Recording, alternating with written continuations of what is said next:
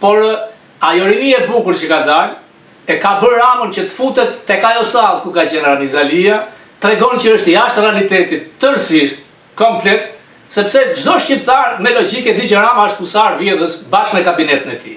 Këtë nuk ka asnjë që ta kundërshtojë. Tani kur deputet të Bashkimit Evropian janë përgjuar milionat e dollarëve nga familjarët, çfarë kërkon ky?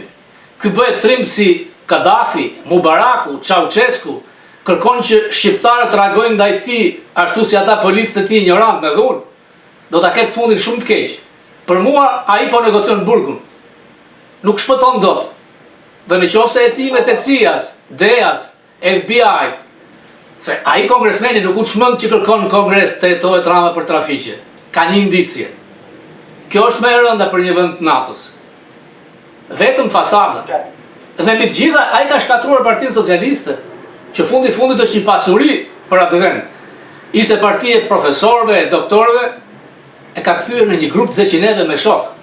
Dhe shkon, bën sa takim. Nga opozita, çfarë po ndodh, se duket se slogani kryesor i protestuesve është Rama Burg, Berisha Burg. Ja kam thënë disa herë, me mikrofon flasin shumë njerëz, kanë drejt të thonë çfarë të duan. Por që të heqësh Ramën, dhe të kujtosh se mund ta heqësh pa opozitën, Edhe të vendosësh Berishën, nuk është puna të vendos popullin me votë. Nuk e vendos as unë as ti. Kryeministri mund dalë dhe nga ato 33-ja. Urdhëro? Edhe ai me votësh atje, prandaj thotë që nuk e jap Dorëçën, se Jo, ai ka votat vjetër. Nuk i ka ai 800.000 vota tani. Ai jeton në Shqipëri. Ai ke idem që aty ka familje socialiste që dalin miting kundra tij. Ka njerëz që janë administrat. Unë nuk po them emra se unë kam kontakte. Dhe si tallet me një autist, kur autist kanë familje të vet. Është i përshtirë, është shumë i përshtirë, është e turpshme. Rama tha, si pasojë e indiferencës, arrogancës së administratës, qytetarët dalin dhe protestojnë dhe këtu i kuptoj plotësisht ai. Po tani qytetarët protestojnë vetëm për majorancën apo edhe sepse s'kan alternativë nga krau tjetër. Ilir, dëgjon gjithë botën kur protestohet nga të keqes më të madhe. Ndaj atij që dhe ndryshojnë pushtetet. Njëherë kanë qenë ndaj Berishës kundra 97-të i mban shumë mirë. Tani janë kundra e keqja në Shqipëri është Rama. Se çfarë vjen pas, lera një kohës duhet një Shqipëri, unë kam thënë Republikë e re, sistem zgjedhor i ri, futja e referendumit, nuk është Shqipëria për shitje. Zotri, ke larguar 1 milion vet për 12-13 vjet. Ku shkon?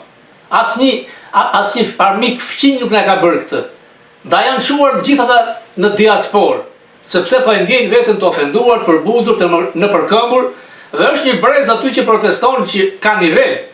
Unë shikoj si flasin, si vishën, me paq. Nuk duan. Një njeri që i shkon barkas traleras Trumpit, barkas me Soros, barkas me Rothschild, kush je ti? Kush je ti? Ti si një njeri qytetar privat në Evropë ke qenë 0. Ke qenë poshtë urave duke shitur ikonat vjedhura.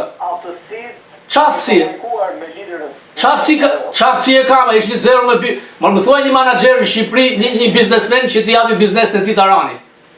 Vjedhës, hajdut, kaq, shkatruesi çdo gjë shqiptare. Edhe është e turpshëm të na përfaqësoj dhe mua, që unë jam amerikan me në shtetësive shqiptar këtu. Enough is enough. Hik me paqe, trego pak qytetar, se ndryshe do t'ikësh si qikin autokratët e këtij niveli. Bedet për të parë çfarë reagimi do të ketë protestuesit, çfarë impakti do të ketë. Ata nuk të rriqen. Kryeministri Rama ditën e sotme i cili kërkoi në një farë mënyrë problemin edhe tek vetja e tij. Protestuesit nuk u larguan as nga Messi, as nga Mbappé, a kupton Shqipëri çka qeni ku bote, nuk duan t'ia dinë dhe janë aty. Ai u tha iranian, u tha kinez, tani nuk përbën mend me këta agjenturat e huaja. Ndërkohë që është personi që kur erdhi si kryeministër për herë të parë këtu në Manhattan, po a them që takoi Lavrovin. Ndryshuan gjithçka, thon Zelenski, pikërisht në funeralin e Papa Franceskut. Çfarë u fol atje? Çfarë ndryshoi midis të dyve? Ai është munduar të jetë njerëzor. Trump, Zelenski nuk e shikonte në një lider me lloj fuqie dhe e shkatrojnë atë takim ku e sulmoi me J.D. Vance. Dhe në fakt, Zelenski ka shumë anë të errta si lider. Është kundër demokracisë, ka mbyllur gjitha partitë, shkarkon, pushon këtë doj, pra është një lloj autokrati, gjysmë diktatori, nuk ka zgjedhje, por ama kryeson një rezistencë heroike të popullit vet. Problemi është ky që nuk ka asnjë logjik ose një shans që të mendohet që Ukraina do të fitojë me Rusinë. Në fundit, çdo gjë do të arrihet me një marrëveshje diplomatike. Dhe Zelenski e ka kuptuar që duhet të dorëzojë diçka. Nuk ka mundësi që lufta të vazhdojë pa afat. Amerikanët i kanë ndihmuar miliarda dollar. Trump shpesh është i fryn shifrat nga 150 deri në 300 miliard, të paktën rreth 70 miliard, por të paktën nga taksat. Por ajo që ka për mua është që është dobësuar Putini, është dobësuar Rusia. Nëse shifrat janë të sakta, që janë vrarë ose plagosur 1 milion rus, 400.000 nga Ukraina, por problemi më i madh me Ukrainën është se janë larguar thuajse 30-35% e popullsisë saj. Natyrisht që nuk ngjau ajo që Trump pa premtuar që unë paqen do ta zgjidh menjëherë. Qartë, do të ketë lajm në këtë takim apo vetëm thjesht një takim për të forcuar marrëdhëniet deri tanishme? Unë mendoj tani se kompleksi industrial ushtarak kontrollon thuajse çdo gjë. Amerika ka qenë shumë bujare, më tepër se ç'duhet me armatimet në Ukrainën, tani ka probleme në luftën e madhe që ka në Iran. Pra, barra do t'i kaloj përfundimisht BE-s dhe në fakt armatimet amerikane po paguhen nga europianët. Kjo është logjike. Do t'i kushtoj për votimet e mes mandatit ajo që pam gjatë këtyre ditëve për sa i përket buxhetit për luftën në Iran, Donald Trump? Nuk besoj, sepse politika jashtme thuajse nuk ka asnjë ndikim tek votat në mes mandat ose votat presidenciale. Ajo që vendos është ekonomia. Këtu Trump ka probleme se si e përballojnë amerikanët punëtorët e thjesht i jetën në shumë e vështirë, dhe do të ndodhë ajo që ngjit gjithmonë. Kongresi humb nga partia në pushtet, sepse fundit vetëm 3 karrike më shumë kanë në Kongres. Problemi është në Senat. Mundësia ishte e madhe që demokratët merrnin dhe Senatin. Por me daljen e një grupi që këtu e quajnë socialist demokratik, kjo i jep më shumë dorë retorikës Trumpit, që përtor terma që këtu nuk i blek kush, marksist, komunist. Unë sot kisha një intervistë në ambasadorin Bolton, më tha, në Europë i thoni socialist, këtu i thonë demokrat socialist. A do të ndikoj kjo? Nuk besoj. Problemi është që me humbjen e Kongresit fillojnë hetimet në Kongres ndaj Trump, ndaj familjes tij, ndaj fëmijëve të llastuar. Ato që quhen impeachment. Dhe mbas zgjedhjeve të nëndorit askush nuk do të mendojë më për Trump, edhe tek republikanët. Do të shikojnë te 20-28, a do të jetë J.D. Vance, mund të jetë Rubio, DeSantis apo kandidat tjerë. Unë kështu e shikoj.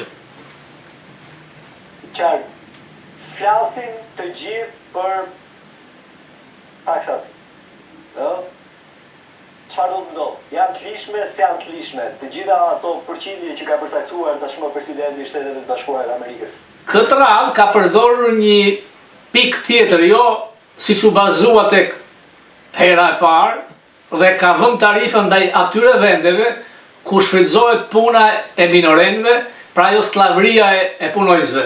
Dhe këtu mund të ketë një drejtë. Problemi është që edhe herën e parë kur vendosi tarifa masive, nuk u pasqyrua kjo tek çmimet shumë të mëdha dhe çmimet të rritura, sepse korporatat, nga që i kishin pasur marzhin e fitimeve shumë të mëdha, e mbajtën këtë bagë për vete. Por në momentin që ndërhyri Gjykata Supreme, 70 miliard dollar ju kthyen korporatave. Trump me tarifat fuste në Amerikë rreth 2 miliard në ditë. Pothuajse aq sa është interesi që kanë amerikanët për uhan kombëtare. E përdor më shumë për politikë, por largohet nga thelbi i konservatorizmit të Reaganit, i cili kanë qenë kundër tarifave. Trump duket që ka dhe probleme shëndetësore, pasqyrohet gjerësisht, është në një lloj kaosi dhe e dëmton shumë se në këtë mandat të dytë nuk kanë kabinet, siç kishte mandatën e parë. Figurat që e rrethojnë ose janë servil ose nuk e kanë as nivelin intelektual ose potencën si që ishte Mattis, Pompeo, Bolton, por mbas nëndorit do të ketë ndryshime edhe në kabinet. Probleme shëndetësore, Trump? Po. Të kuptoj. Probleme ka me zemrën, ka fryrje të pjesa e këmbëve, përdor HIV thuajse çdo ditë, i ka me shenja, duket që ka rënë, nuk bën ushtrime, po përdor një medikament që është provë, nuk është aprovuar ende, për rënien nga pesha dhe për mbajtjen në funksion të sistemit kardiovaskular. Është një problem sepse në një rast në atë moshë të vjeçare edhe mund të ndrojë jetë. Dhe kjo do të ndryshonte çdo gjë, sepse gjithë i venës është tërësisht ndryshe dhe nuk do të jepte atë mundësinë që të falte familjarët e tij dhe njerëzit e tij që kanë përfituar në mënyrë të paligjshme. Nuk ja urojmë këtë. Zoti Papa, vijojnë sulmet në Iran, duke rritur tensionin në gjithë linjën e mesme.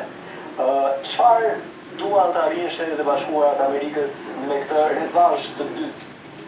Ai kërkon që ata të thuan që ne kapitulluam. Këtë do Trumpi që fitova unë, që e ka dëmtuar masivisht ushtrinë e Iranit, kapacitetin ushtarak nuk diskutohet, por se sa kjo nuk dihet, sepse menjëherë Irani bombardon me dron dhe me raketa bazat amerikane dhe vendet fqinje. Duket që nga ana strategjisë politike ka dështuar. Veprimet ushtarake ishin brillante fillimisht, kosto ka shkuar 37 miliard dollar, ai nuk po bën asgjë më shumë se çfarë ka bërë Bill Clinton i madh në Kosovë, kur për 77 ditë pa lejen e Kongresit bombardoi në mënyrë masive, shkatroi ura, centrale energjike, derisa çliroi Kosovën. Fillimisht Trump tha se do të kenë ndryshim regjimi, kjo duket se nuk funksionoi sepse u pengua nga Erdogan, kur amerikanët synuan të pajisnin me armatime kurdët për të ngritur një lloj kryengritje nga brenda. Por Trump kërkon një lloj fitore dhe ka frena nga mes mandati. Mbas nëndorit them se duhet ta përfundoj atë që ka nisur në Iran. Dihet që qeveria që kontrollon Iranin është qeveri represionin ndaj popullit vet, por janë njerëz që luftojnë, vinë nga një vend me histori të madhe dhe nuk munden dy njerëz pa asnjë përvojë diplomatike, Kushner dhe Witkoff, të realizojnë biseda të nivelit diplomatik me një ekip iranian që janë me doktoratura, me PhD, të cilët qëndruan rreth 7 muaj deri 11 muaj me administratën e Obamës dhe arritën një marrëveshje. Dilli që Trumpi tha dështoi që në fillim. Qartë, zoti Papa, flasim për aktualitetin në Shqipëri. Besoj e ndjekur gjitha zhvillimet, ne bashkë kemi biseduar për protestat, cilat ende vijojnë. Ditën e sotme, kryeministri Rama ka mbledhur të tillët, ku ka mbajtur një fjalim të gjatë, ka shpalosur të gjithë reflektimin e tij përsa i përket qytetarëve, protestës, flamingove, siç i cilëson ai. Gjithashtu ka parashikuar, ka paralajmëruar se shumë shpejt do të publikohet një dokument i quajtur Besa. A do të shuaj protestën Besa që kryeministri Rama kërkon t'i japë shqiptarëve? Kur shikoj raportin e CIA-s dhe DEA-s në Kongresin Amerikan për lidhjet e tij me trafiqet, do t'jap një përgjigje më të saktë. Rama jeton në Kot Bler. Rama është shkatruar dhe është shkarkuar nga këta të rinj në arenën ndërkombëtare. Rama nuk është faktor në Shqipëri. Rama se telefonon asnjëri nga ndërkombëtarët. Ramën i hoqën drejtën e samitit NATO-s. Ramës i kanë përgjuar miliardë dollar nga familjarët e tij. Je çuditur mbas edhe ti kur unë kam thënë disa fakte. Takoi Donald Trump. Donald Trump, ku e takoi Donald Trump? Në samitin e paqes. Atë kishte ignorancë Rama me kujtale. Ai i thotë Armeni Shqipërisë, kujton se e di se kush është Rama. Në bordin e paqes dhe në samitin e Ankaras. Te samiti e Ankaras ndeti si Karagjoz me atletën në fund sallës. Dhe as nuk patën një takim dy palësh se ç'kishin gjithë tjerët.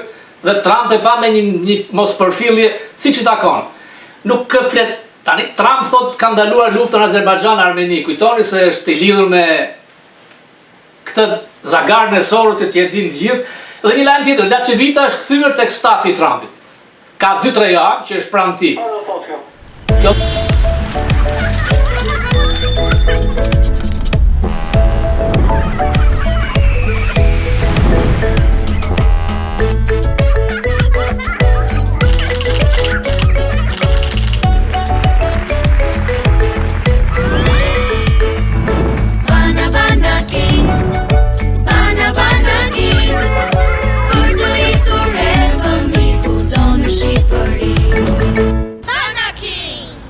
do në Shqipëri.